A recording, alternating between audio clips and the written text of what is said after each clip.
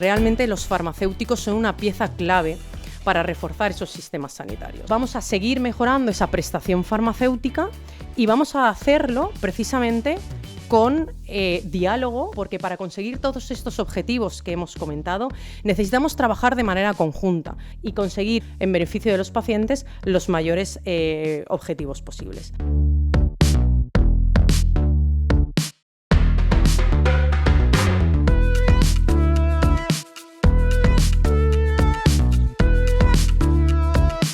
Sin vosotros no sería posible implementar medidas que reviertan en una mejor atención farmacéutica. Es momento de que recapacitemos conjuntamente para tomar conciencia colectiva de los mensajes más relevantes, para hacer visible el bagaje que sacamos del acto de hoy y poder así recoger propuestas que nos fortalezcan y que nos ayuden a generar un entorno sanitario cada vez más eficiente, más seguro, más adaptado a la cambiante realidad social.